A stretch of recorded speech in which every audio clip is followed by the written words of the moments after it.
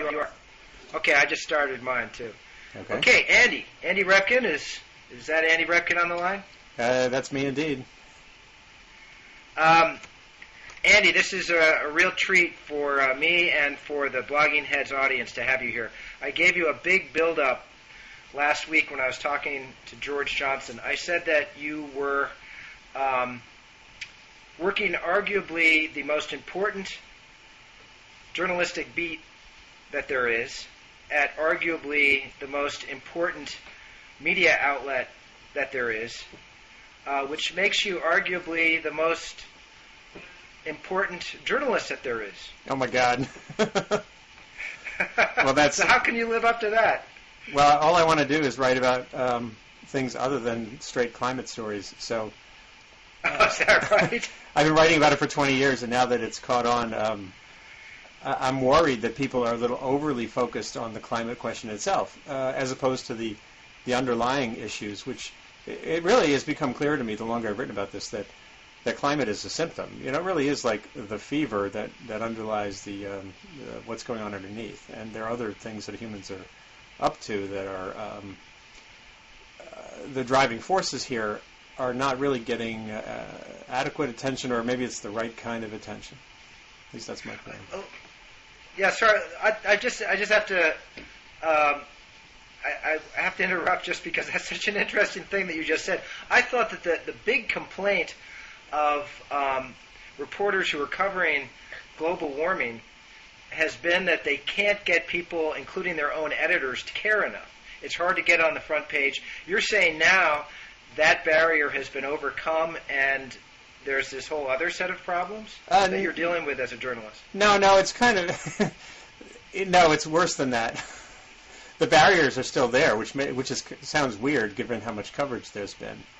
But what ends up getting on the front page in order to get over the traditional newsroom barriers, which glaze over at nuance and glaze over at caveat, what ends up getting on the front pages or the covers of magazines or in the nightly news on TV tend to be overstatements. And in the reporting you end up glossing over in pursuit of what I call the front page thought. If you're too zealous about that, if you're too good a journalist, really, I mean, if you're too good a journalist, meaning pursuing journalism for the sake of selling newspapers and getting a lot of attention, you actually are probably mischaracterizing the issue.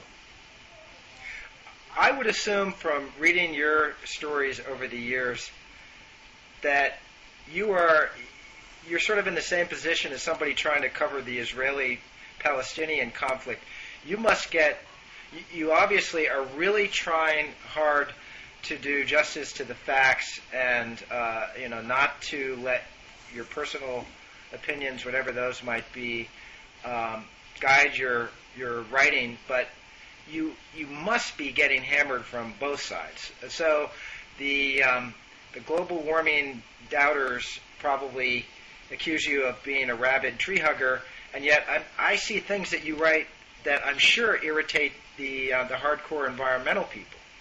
Oh yeah, I've been hammered in the grist mill, and Huffington, and when I did a piece in January 1st, part of our Energy Challenge series, that really kind of attacked this issue, that said there's a lot of overstatement on both sides of this problem, that if it is a planetary emergency, then you better darn well define carefully what you mean by emergency, because if you're presuming people will only are thinking of it in the terms that we think about, which is a here and now thing that is threatening you in real time, then that's really not accurate. And I understand why some scientists and activists feel compelled to go that route. In fact, I had this discussion with John Holdren, who at the time was still president of the AAAS, and who now is on the board there, and has thought long and hard about energy and climate.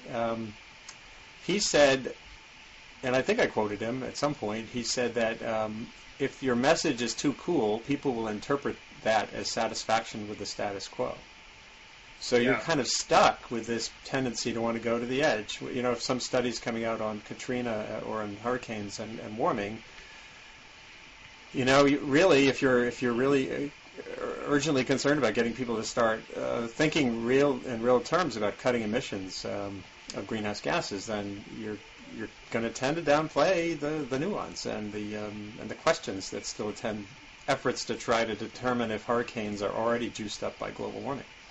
And so I understand the forces that lead people in that direction, but I can't go there. Frankly, my job still is to, in each case, to say, what do we know, what don't we know? And that's something journalism tends not to like to do. We don't like to say what we don't know.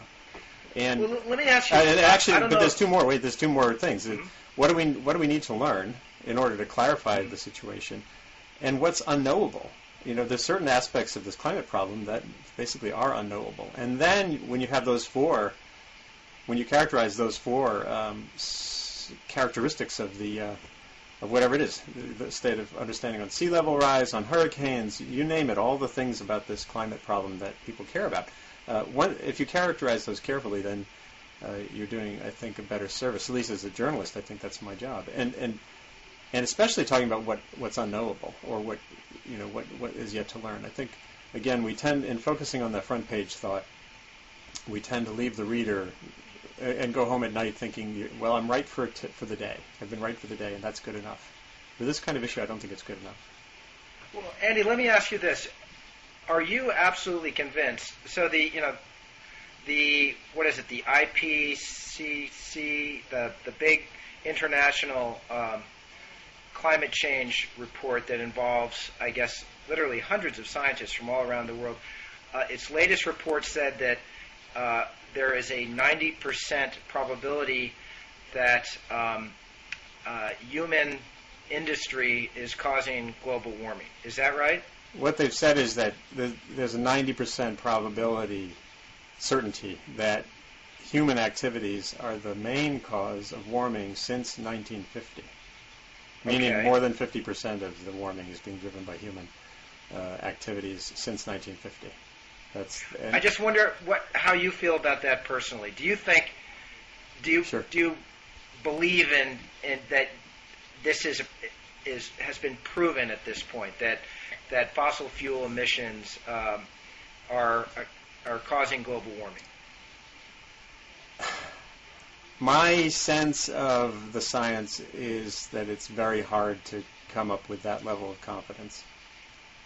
I do feel that it's very clear that no one out there who's really immersed in this in any way, in any serious way, doubts that forcing the system by adding greenhouse gases to increase the concentration to levels that haven't been seen in hundreds of thousands of years, that isn't going to jog the system in a significant way.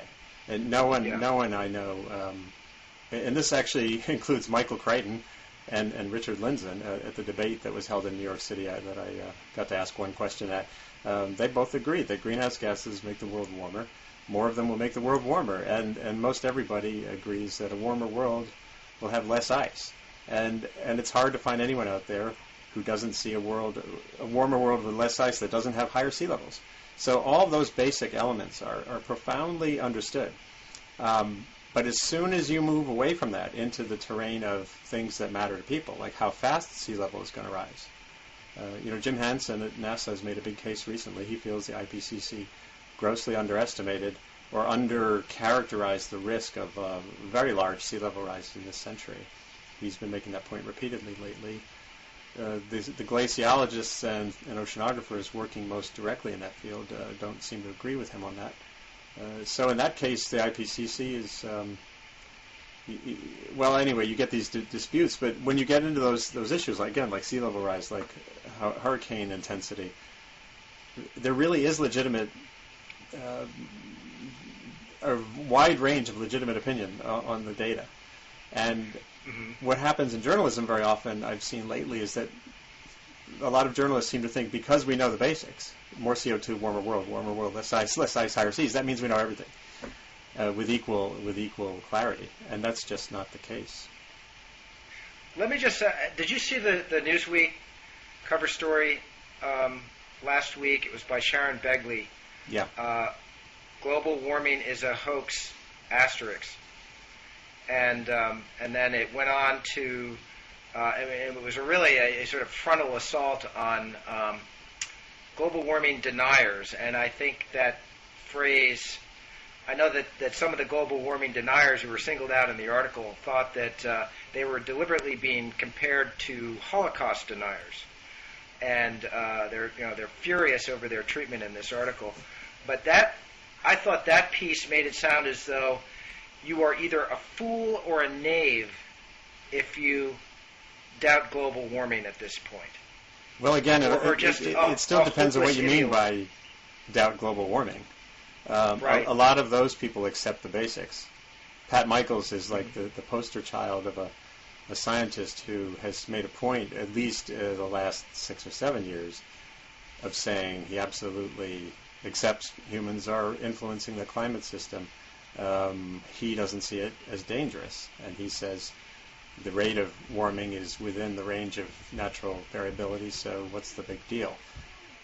He also very much is associated with industry or sources of funding that come from there, and he has a website, his consulting company, New Hope Environmental Services, NHES.com. If you go there, the placard there essentially says advocacy science. So that's his stock in trade. That's fine, he's pretty open about it, and at the same time, he is still occasionally publishing in the peer-reviewed literature on this. So what does that make him? Does that make him a pariah? For a story on a new scientific finding on global warming, I won't he's not at the top of my go-to list to get reaction. Because he's got all these attachments that, to me, make him someone that I'd have to spend a couple hundred words in a story characterizing why he's saying the things he is. And I'm not going to waste the time or space to do that if I can find another scientist working in the peer-reviewed literature who has fewer entanglements. Now, the same thing, though, you see, to me, it's just as important to have some care when I call a scientist at the World Wildlife Fund who has an agenda, and there's an urgent need to sustain membership and to sustain a sense of urgency, and there's an advocacy there that transcends potentially the expertise. So someone there is also not at the top of my list.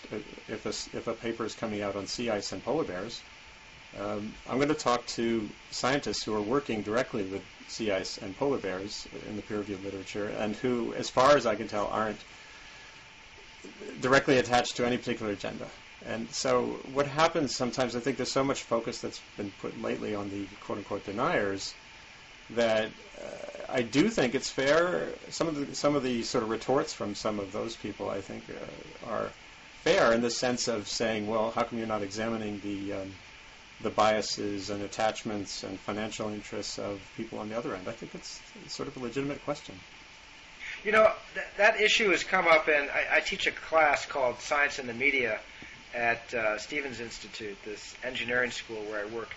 And when we talk about global warming, my students always bring up the fact that somebody who's working for, let's say, the World Wildlife Fund or the Natural Resources Defense Council, they have an incentive to try to frighten the public about global warming, and that will bring in presumably more grants and public donations and so forth. I try to argue that there's not a perfect symmetry between environmentalists' financial conflicts of interest and somebody who's beholden to the oil industry. I mean, the oil industry is really for profit. You're not going to become an environmentalist and go to work for, let's say, NRDC if your goal in life is to make a lot of money. Do you think that's fair to say, that there's an asymmetry between the financial motives of people on the environmental side and the skeptics? Well, right. It's not about finances. It's not about. On the other side of the equation, it's often about emotion and the power of ideas and kind of campaign and a movement that can be actually probably more powerful in a way than quote unquote just money. So it's the same thing when I'm writing a piece about polar bears. It's very easy to write a very hot, emotionally laden story if you're writing about drowning polar bears, and to downplay the stuff that's cooler, which is, guess what? They've only been around for a couple 100,000 years at the most. They're a new species. They've been through at least several periods warmer than the present. They are very resilient, like any bear. The ones around around Hudson Bay now are eating snow geese and their eggs because they're coming off the ice sooner in the springtime. And so, it's always more complicated. But if I'm working at an environmental group, you can be sure I'm going to be focused mainly on the emotional power of dying polar bears. So for me, as a journalist, that requires even sort of an extra level of care. And by the way, on either side, I will quote people from advocacy positions in the story on what do you do about global warming. See, there's two categories of stories, at least two. But the two main ones are what's happening in the world, and then there's the response. What do you do about it? And on the response story, oil companies, frankly, have a legitimate voice in that discourse, and as does someone from a coal state like Robert Byrd, or that is where the legitimate wide discourse takes place, because any climate decision is also an energy decision, and energy decisions are fundamentally economic decisions. So in that realm, there is a role, God help us, for the Competitive Enterprise Institute as there is for environmental defense. But in the stories on the science, no. Yeah. Let's say that Barack Obama came to you and said he was looking for somebody to become his environment and energy czar. And he wins the election, he offers you that post, and you accept it. What would you do? And I could see you actually getting a job like this, Andy. I think you'd be good at it. And I hope somebody out there, maybe in Obama's camp, sees this and gets the idea in their head and calls you. So, what if you had that kind of power? What would you? Let's start with our energy policy. Yeah. What would you do?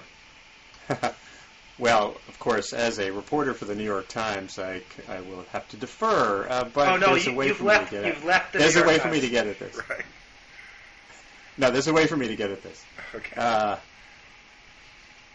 I would say that the one thing that I hear over and over again that resonates repeatedly when I hear it from people who've really studied and immersed themselves in this energy climate development conundrum. The one thing that resonates powerfully is that underlying the climate problem and underlying global poverty and underlying a significant chunk of these sort of international security issues we face right now is the energy problem. And when you look carefully at the choices we have on the table today, whether they're renewables, whether they're new uses of coal, whether it's greatly expanded use of natural gas, we don't have the technology to do what needs to be done to get the global population to where it's going, which is somewhere around 9 billion, more or less, without overheating the planet. We don't have options. We don't have options to do that. When you look at the coal sequestration question, getting the gas, like CO2 from coal, liquefying it, putting it back in the ground or under the seabed, when you look at the scale that would have to happen on, it's so far beyond even the most ambitious tests that are being talked about right now that it's very clear that people aren't engaged on this. And so I guess what I heard from Richard Smalley, the Nobel Prize winning chemist who died recently of leukemia, his last few years of his life, he went all around the country talking about the need for an energy quest to attack all of the problems that matter right now in the 21st century. And when I talked to Marty Hoffert at NYU, another guru on this stuff, he says the same thing. And when you talk to, there's a list of people who basically make it clear that without a greatly increased focus on basic research and development in the energy and testing and RDDD, research development, demonstration and deployment. We're not going to get there in time for any of the timetables for greenhouse gases to avoid a big buildup of the gases to a point where almost anyone would agree you're going to end up with a high risk of regrets. And so an energy quest is the kind of thing that I think some politician could latch on to. But it could be framed this way: an energy quest from the socket, from the outlet to the laboratory to the classroom. You could really try to reinvigorate science and technology education and frame it around this. They all talk of the Kennedy model of going to the moon. It's actually harder than going to the moon. Someone told me to reread the Kennedy speech from Rice University back in '62 or whenever it was, and he specified that was with known technologies we would go to the moon, and this is beyond that. And so it's a big deal. I just wanted to make sure that people understand where you're coming from on this. You wrote an article recently about how, I forget if you actually mentioned inconvenient truth in there, but you seem to be implicitly criticizing what Gore says at the end of his film, that basically we have the technology now, it's a matter of will, not of creating new technologies that provide alternatives to fossil fuels. In this article of yours, you said that that's not really true, that solar power, for example, is still very, very inefficient and is not really scalable in the way that we need. We need brand new technologies. That's really sort of your emphasis here. Is that right? And for that, we need a much bigger investment in R&D, and that investment actually has declined over the last several decades. Yeah, I encourage people to go to nytimes.com/energy challenge without a space, and you'll see 40-plus stories we've written over the last 2 years, with a whole another batch coming, really laying bare what works, what doesn't work, what might work in the energy realm, whether it's biological fuels, whether it's solar, nuclear, coal, the various options for coal. Now, what's interesting, I wrote 2 pieces in which that kind of got at that question of whether we have what we need now, and we don't. And when I asked the Gore camp in that piece that ran last October, part of the Energy Challenge series, about the R&D gap, they sent back a response that he's sort of modulating his stance. If you've listened to any of the speeches he's made since the movie came out, he's now saying we have everything we need to get started on this global warming challenge, which is very different than saying we have everything we need to solve the problem. So I'm glad he's being clearer about that. It is a century scale problem, and it will not be fixed by Americans switching to Priuses and switching light bulbs as they buy ever larger houses, travel ever more miles, and as the rest of the world is just getting into gear. To have, right now we have 2 or 3 billion people on the planet who cook on firewood or dung or other biomass, and they would love a fossil fuel, and they will use them. Poverty matters more than climate. I've talked to more than a few people from countries as diverse as Angola and China, and they have a sense of an imperative and a right to move that way. Think of it this way: China has already won solar billionaire, the guy who has a company making photovoltaic cells. The cells are all being exported to Germany, where there's a very high premium paid for electricity produced in solar. It's only when those cells are being put on rooftops in China that you, as some people have told me, that you'll see a real prospect for a change in the curve of emissions from traditional fuel sources. And we're a long way from that.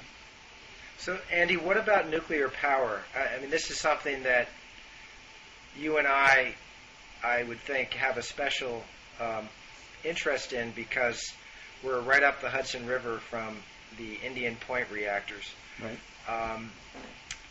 There has been, in fact, the Times just had a story, I think it was by Matt Wald and somebody else, within the last week on a Bush plan to provide subsidies or maybe guarantees of a reduction in regulation, or Right. anyway, various steps that they could take to help make it easier to build a new generation of nuclear reactors. I just wonder what your reaction is to that. Well, anyone who's serious about the climate problem, if that person takes nuclear off the table, they've just created that much greater a mountain to climb to avoid a doubling or tripling of greenhouse gas emissions in the next 50 years. You can't really live in a world that has no nuclear and has a fairly easy climate challenge. It just makes it that much harder. In that same piece last October, we calculated how many, well, many scientists have calculated how many nuclear power plants it would take to supplant a certain amount of coal growth in the use of coal for electricity. And to take away even less than a tenth of the anticipated growth in coal over the next 50 years, you would need many hundreds of new nuclear power plants around the world, more than twice as many as exist in the world right now. And we're not building them anywhere near that pace. Of course, in this country, there hasn't been a new license since the 70s. So I'm not quite sure whether nuclear can play, just on that scale alone, I don't see it playing a significant part of this carbon puzzle anytime soon. What about the problems of critics bring up the fact that we still haven't solved the issue of where to put the waste in this country. Oh, yeah. At least last I checked, that repository in Nevada, which I visited back in the late 1980s, still hasn't been approved. They're still doing technical studies. And I'm also worried about, the fact that there is instability in so many parts of the world, and the fact that one of those 747s that crashed into the World Trade Center flew right over Indian Point, could have smashed into it. That raises a big question mark in my mind. It makes me worried about the security issue. Yep. Me too. I covered 9/11 for months, and the first thing I did when the towers fell, my train going into Manhattan got stopped, and the first place I went was Indian Point to see what they had done to beef it up, and they moved a dump truck in front of the driveway. That was it. So, yeah, I mean, those are all reasons why, even though I think it can't really be taken off the table, and a lot of research needs to be put into new, scalable, inherently less dangerous ways of producing power from the atom. I still doubt very much in the real world that it'll end up biting off a big chunk of the carbon pie in time to matter very much. How about wind power?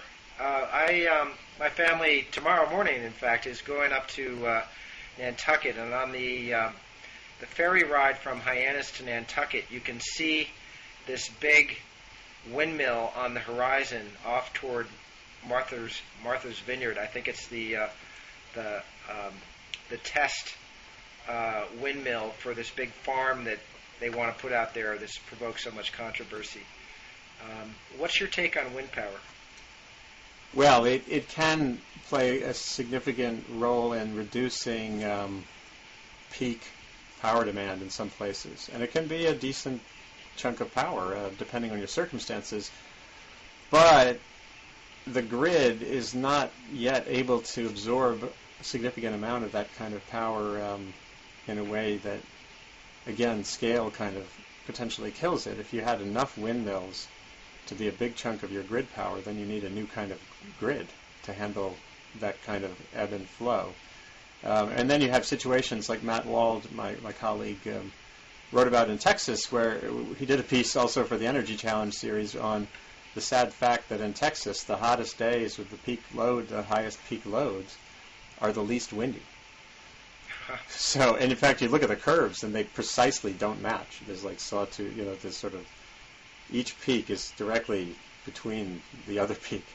And that means for Texas, the reality is you're going to have to build more coal-fired power plants, even if you have more windmills, which Texas is building a lot of. but they won't obviate the need to build more coal-fired power plants for your peak load, which is a sad reality too. So wind is kind of limited. Solar has the same issue of intermittence, along with many others. A perfect solar panel, perfect physics. Let's say you have you make the breakthrough. It's still only operating at peak power 19% of the day because of the way the sun moves. And that means, again, there too you have these basic limits. It's the source that's huge in terms of the potential. But you need very large advances in how to store that power, how to move it, how to manage it, as well as improvements in making it, as some scientists say, as cheap as paint. Mm-hmm.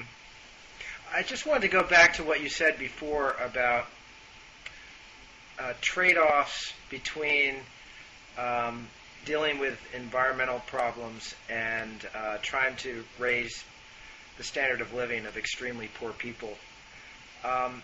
Isn't that the question that's being raised by, for example, I'm not sure how to pronounce his name, Bjorn Lomborg, the guy who wrote The Skeptical Environmentalist? Yeah.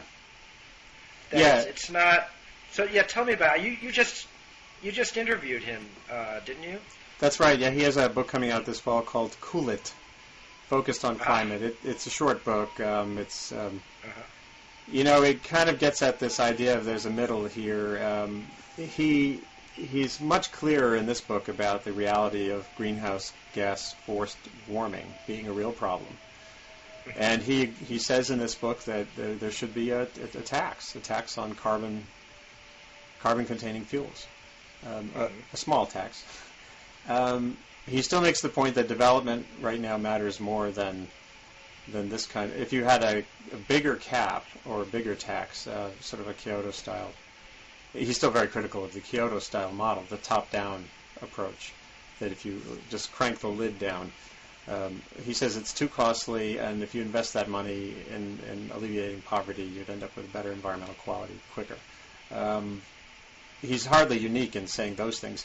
What some people still attack him for is that he's created a false dichotomy, that it's poverty alleviation or climate action. And there's a group of scientists and engineers and economists working on this who are much clearer about this not being that kind of zero-sum game, that really it's an all-of-the-above problem. You do need to act on climate. It is a longer-term problem. It's a hard problem. You have to be comfortable with doing research. You have to be comfortable with the idea that you won't have quick fix. He makes the point, by the way, that we need a lot more R&D. He actually comes up with a formula for. He said if all the rich countries put aside 0.05% of their GDP for research on energy, that would be the right number.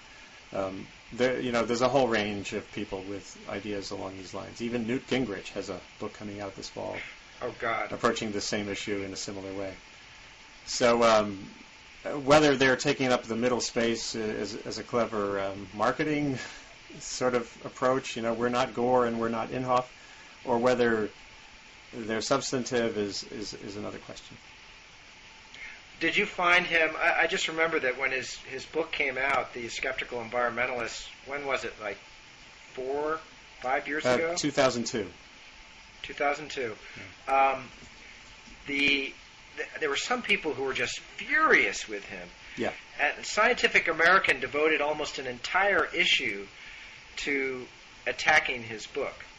And I think he was even, was he sort of formally sanctioned by or reprimanded by the Danish Parliament or something like that? I just wonder if, given how controversial he is and that he irritates some people in the environmental movement so much, do you find him to be, a sort of demonic figure, or is he reasonable, or? Well, I think he's affable and handsome and mediagenic and glib and they would say superficial and distorting facts, and he's everything that a campaigner for environmental activism probably wouldn't be very happy with. And now, underneath all of that, my sense is, well, I don't know.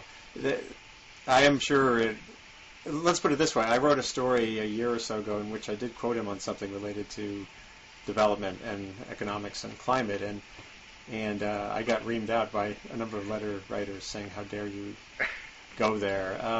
Again, in that arena of what to do about it, he's a legitimate voice. I can't ignore that. He's got this Copenhagen consensus group. It's a bunch of economists and others, and they have a certain level of expertise, and there are think tanks of all kinds who, again, on the question of how do you respond to environmental risks, how do you respond to the development challenge of moving to 9 billion people and moving them out of poverty without wrecking things and leaving a trail of regrets. I can't ignore a voice like that. I have to explore it. So I'll be, when I've done this interview that'll come out, I'll probably get reamed out again. But again, I can't see putting him in a no-go zone. That means you're doing your job, Andy, when you get attacked from both sides that way. Yeah, although, sometimes, I feel that's true sometimes, but I don't think that every issue ends up in the middle, you know what I mean? And I do feel on this particular one that I feel comfortable with the way I've portrayed the climate problem. It's been consistent from my first cover story for a magazine in 1988. I just reread it, and it kind of still holds up really well. It's sort of scary in that way. And I guess I feel in this case there really is a sort of a way to deal with the issue that avoids overstatement and tries to cast it for what it is, which is an issue where the sting, as Sir Nicholas Stern, the British economist, said, the sting is in the tail. That is the reality. The worst outcomes face the people farthest down the road. My grandchildren's children, most likely, would be the ones, and yours, facing the transformed planet, as Jim Hansen calls it. And if you aren't true to that, and just think of the IPCC recently, their first report this year said if you had a perfect policy from an environmental standpoint, if we just stabilized emissions at 2000 levels right now, magically, which is impossible, or if everyone around the world jumped into a Hummer and drove in circles, the climate system won't notice for 20 years or more. Really? So yeah, and that's in the IPCC report. They didn't have Hummers, but you get the idea. A business as usual policy or a very concerted policy will not be noticed by the climate for decades. And I don't think anyone's been honest about conveying it that way. And that is the reality we're saddled with.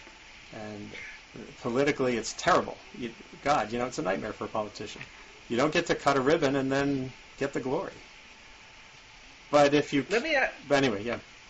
Well, I was gonna say I'm having a hard time figuring out if you're optimistic or pessimistic. Depends on the time of day. I've said sometimes, I usually wake up optimistic, go to bed pessimistic, and then wake up optimistic the next morning. I guess that's... Well, I don't know if that's better than the other way around. But what makes you what is happening right now that makes you optimistic? Oh my God! Well, human beings are just unbelievably resilient and innovative, and nature is even more resilient, perhaps. Maybe not, and innovative on long time scales, meaning evolutionary. In a kind of Gaia sense. Well, in a Gaia sense, yeah. Life has come back more diverse, in a very long time scale look at the 5 great extinctions and the little ones in between. Life has come back more diverse and richer every time there's been a bit hard knock. So I'm not worried about life on Earth going out or as a result of human influence on the climate system or even on the biosphere. Which is a starting point. A lot of kids, a lot of people I talk to, really wonder whether we're unraveling the web of life. We're changing things in ways that will matter a lot to us and our children. I hate the idea of the oceans being a soup of algae and jellyfish instead of a wonderful garden of great tunas and sharks and the wonderful things that were there in abundance 50 years ago. To me, that's a tragedy, but it's a human tragedy. It's not a tragedy for the Earth. It's a tragedy for us because we get to relish a very greatly diminished oceanic ecosystem that is directly the result of our habit of stripping things as we find them. On the human front, I just was up at MIT 3 times the last 3 weeks at a meeting where people from 20 countries, from Zambia and Tibet and Japan and the United States, were together with students from MIT and Caltech and Olin College, looking at ways to improve the lives of the bottom billion. As Amy Smith, the woman who runs this, said, 90% of the research and innovation and entrepreneurial activity on the planet goes to nourish the lives of the top 10% of people on the planet, and they're trying to reverse that.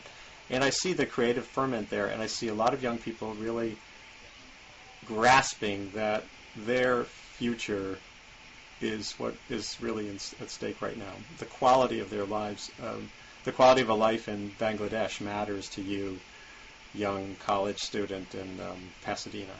And that gives me great sense of optimism. Do you see, it seems to me that traditionally, when we were, I think you're what, 51, 50? Yeah. So I just turned 54 a few weeks ago. And when we were growing up, if you believed in environmental values, then you probably were very distrustful of science. So science was really the problem. Science leading to industry, which is polluting the planet and so forth. But my sense is that you see science now as very much the solution. Do you think that's something that... Sorry, go ahead. Science is both. As you know, it's just a tool, right? And a fountain. And it can be turned to do bad things, bad things that come with regrets, or things that create new opportunities. And I'm starting a blog sometime, probably the end of this month, for the Times. So the goal of this blog, the terrain I'll be exploring, is how do we head toward 9 billion of us in the next 30, 40, 50 years with the least regrets. And what I see us going through between now and then is a race. We're in a race between potency, afforded by technology and science and numbers, and self-awareness, afforded by science and technology. The satellites that now give us a global view so you can see how much deforestation is taking place illegally in Borneo are a great tool for us starting to recognize some of these global connections that matter. But the technology, we're also using technologies to drill deeper for oil in the ocean, in the Gulf of Mexico right now. 2 miles down now we're going to get oil. And it's opening up new deposits that are, that's kind of great, actually, in some ways, you would say. So technology cuts both ways. Self-awareness is the much harder thing. How do we, it's kind of like, as a species, we're right now in puberty. We've been kind of in puberty in our teen kind of cow-tipping years for a century or so. Look what I can do. Boy, look, I just tipped that forest over. That's cool. And now science, again, is kind of informing us that there really are limits, that we really do live on this finite hunk of rock with a lot of water and around it. And if we keep going along that trajectory, if we don't modulate our infinite aspirations as we come up on the limits of our finite space, we're in for some hard knocks, or at least in for regrets. There will be an ocean. It will be full of life for generations to come. But will it be an ocean, as I said before, as Jeremy Jackson calls it? What should he call it? I can't remember the term right now. We'll be eating jellyfish or tuna, depending on the decisions we make now. I don't know. Maybe jellyfish tastes good. I've never tried it. Yeah, actually, I did. I have in soup. It's pretty good. It's jelly-like. So we have a mutual friend up here. And by the way, I don't know if we've mentioned that we live right down the street from each other in Garrison, New York, this little hamlet on the Hudson River. And one of our neighbors, who actually lives in Cold Spring, just to the north of Garrison, is John Cronin, who was one of the founders of the River Keeper, an environmental group that monitors the Hudson River. And now he's running something called the Beacon Institute. John is just an absolute passionate environmentalist, but he thinks that the environmental movement has kind of lost its way and has become more about tactics and legal opposition, and has lost its kind of core values. I just wonder how that critique strikes you. Do you think that the environmental movement needs to rethink its direction? Well, there is a role for litigation, and a role for rulemaking, and a role for policing, and a role for the river keepers of the world, absolutely. Still here, even though the water is cleaner, the air is cleaner than they were by far in the 20th century, and as definitely in China and Indonesia and the Amazon. But a lot of the issues we face in the 21st century, they're on the short list of issues that matter most, like climate. Don't fit the old mold at all. If you go at the climate issue, the way we went at the smog problem of the 20th century, it's probably a recipe for failure. Because there's this sense, the 20th century environmental problems, we had this template where there were heroes and villains. And that really can't apply to the climate problem. Obviously, there's been duplicity and deception. Those things need to be exposed. I've done all years of reporting on that kind of thing. But the core problem is not one where there's a villain, because the reason Exxon exists is to provide us with gasoline. And if we don't want it, don't need it, Exxon wouldn't be the multi-trillion-dollar entity that it is. So the hero-villain thing doesn't apply. The timescale of the solutions is not like it was. The Clean Air Act, Clean Water Act, John and I disagree on whether the Clean Water Act has worked. I think it's done wonders. Long way to go. But those were things where you could see the problem. Here in the Hudson River, you could see the turds floating by, and you build sewage plants, and lo and behold, it's a swimmable river. Remarkable change. I wrote about it at length in the 90s. All these towns have turned back to the river that turned away from them in the 50s. The climate problem, again, you can't fix it on your own watch. You can start. You can lay the groundwork for the heavy lifting that has to come later. The reduction in emissions. Right now, efficiency matters. Using less energy matters. But again, where's the hero and the villain there? It's it's the consumer, the homeowner, the business owner. It's not the Exxon, the Peabody Coal. They're doing our bidding. So that doesn't fit. The time scale of solving the problem requires at least 3 generations to deal with it. We're just doing the table setting. And then there's the fact that the worst outcomes, the worst impacts are nowhere near us. Realistically, it's a Bangladesh issue, it's a Southern Africa issue in terms of the greatest impacts, and not a rich country issue, at least for the first half of this century. So there too you have all these.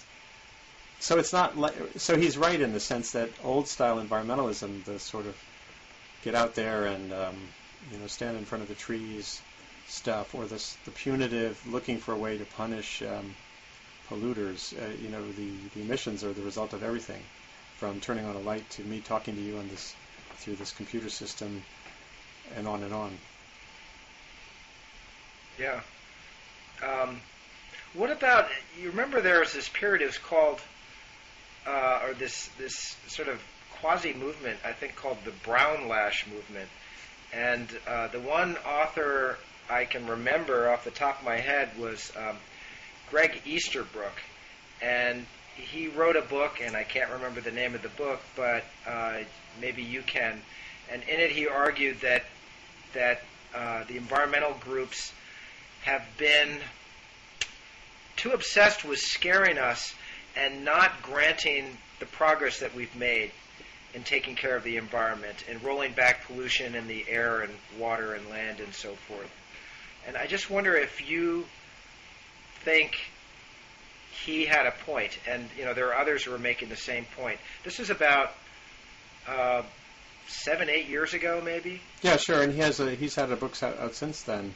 A Moment on the Earth was the first one, and I can't remember the title of the second one. It's basically the same thesis that, things are getting better, so why are we so scared? Why don't we believe it? And Indor Goklani, another interesting thinker, has a book out called The Improving State of the World. And they're right in the sense of people are moving up the economic ladder more than down. Lester Brown would point to the failed states around the world going the opposite direction. There are nodes of dysfunction, and Africa is going backwards in terms of agricultural productivity. But in a gross sense, if you look at the world in the most gross economic sense, things are, sure, getting better. Now, when you start to look at that picture carefully and look at how much of that is a function of living off of capital, then it gets more complex. And there, Easterbrook is someone who recently has acknowledged now that climate is a bigger problem than he thought 5 or 6 years ago, and does need to be looked at. He's sort of, taking the research and gentle approach on limiting emissions, that kind of thing. So I guess there's an enduring group who would say, it's usually, though, when you only do real sort of the meta economics that you could make the point that things are getting better.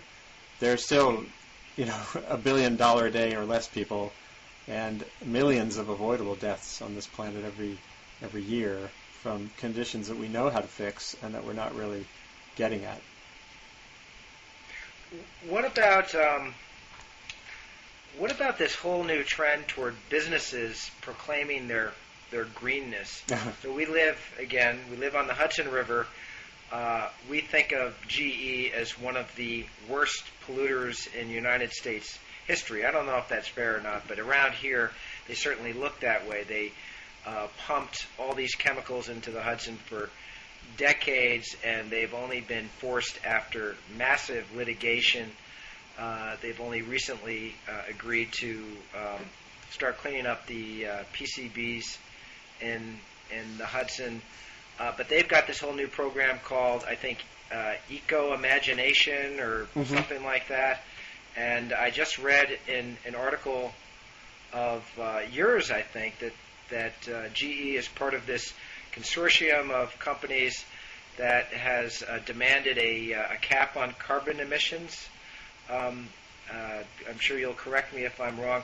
So what are we to make of all these businesses that are now climbing on the green bandwagon? Is this just marketing at this point, or do you think it's really something more substantive? Well, I think it's a mix, as most things are.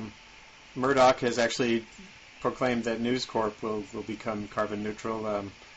I don't know if his sudden embrace of the climate problem means that he actually could move the editorial board of the Wall Street Journal to the left. But it's conceivable. That's a wonderful question. Let's see what happens. Now with Walmart, they're doing some substantive things. They're changing the fuel mix. They're demanding their fleet of vehicles be much more efficient. Their buildings, same thing. So that all can actually move mountains in terms of, if that moves up and down Walmart's supply chain, then that's a lot of stuff moving toward more efficient use of energy. But there are those who would say Walmart is still the biggest marketer of consumerism in the history of the universe as well. So if they're using energy more efficiently but selling us on the idea that every 6 months we need a new shirt made on the other side of the world and bottled water from wherever, and then is that solving a problem? I don't know. My sense is maybe not. That reminds me of that story that you did sometime within the last couple of years on happiness, and how there are some countries, or at least one country, I think Bhutan, is that right? Yeah. That's trying to come up with some sort of measure of its gross national happiness, and I would assume that would entail trying to measure the satisfaction we get out of consumerism and material things, as opposed to, I don't know, walks in parks or whatever. Yeah, well, there's a bunch of countries and people and communities who realize that consumerism and growth for itself, for its own sake, doesn't really get you to a place that of more contentment or harmony. There's been tons of polls here in this country for decades that show that our sense of contentment leveled off. I can't remember when, at 50s or 1960s, and has never gotten higher, even though our income, even inflation adjusted, our prosperity has gone, economic wealth has gone way, way, way up. So there's a sense of, well, if that doesn't matter, then what are we doing? And that's where you see this experimentation underway. The king of Bhutan, the former king now, when he was very young, he decreed, looking at countries around him, developing countries that had grown too fast, had hyperinflation and all kinds of economic ills, and he said, we will leave aside gross national product as our prime goal and make our goal in this country gross national happiness. And they measure 4 different pillars of happiness. One is cultural, sustaining culture. One is sustaining the environment. One is equitable economic advancement. And I always forget what the 4th one was. But the idea, and now, of course, Bhutan, they had a meeting that I wrote about, which was, how do you measure that? How do you actually, it's one thing to set that as a goal, but how do you kind of know you're going in the right direction? And Canada now is developing a national index of well-being. The United Kingdom, the same thing. Australia. And even within the Census Bureau of the United States, there are some people starting to think about different ways to measure, different things to measure as a way to gauge whether society is actually gaining quality. And I think you're going to see more of that. There is a sense of, I think some people are recognizing that just more and more and more doesn't necessarily get you to a higher plane. But it's, I guess, something in our brain, something in our evolutionary past made it very hard for us to sort of get out of this arms race of consumerism, because there's just this article in the Times within the last week about millionaires in Silicon Valley, right, who don't feel wealthy because, of course, there are billionaires there. So they compare themselves to the people around, in absolute terms, they're very wealthy compared to the vast majority of people around the world. They're filthy rich, right, and yet they're comparing themselves to these others right nearby them, and they're unhappy because of that.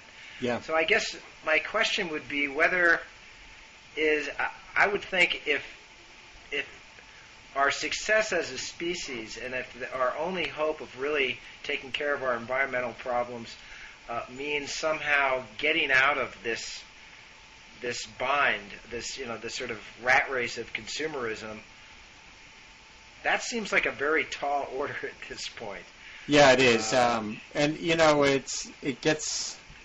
The story that I did on gross national happiness explored some of the science that showed clearly that affluence alone, having more money, matters a huge amount as you move from utter poverty up toward a sort of lower to middle class status in life, to the point where you have a roof and some sense of security. From abject nothingness to that point, money matters. Beyond that, what they've found in sociological studies, the thing that matters is relative income. You step from that to this sense of relativity, and it's very clear and very consistent. And that gets at the framing question that has really captivated me since I was out of college 30 years ago is this question of how much is enough, or what's the appropriate level of consumption, of what's the appropriate level of the appropriate relationship between people and their resources and their environment and their neighbors. And this struck me when I was in developing countries early on, traveling overseas when I was young, and then coming to that from sort of a middle class New England lifestyle, realizing somewhere in between there is probably a good place, and I'm still kind of looking for it. That's another function of the blog that I'll be doing, is exploring that question as well.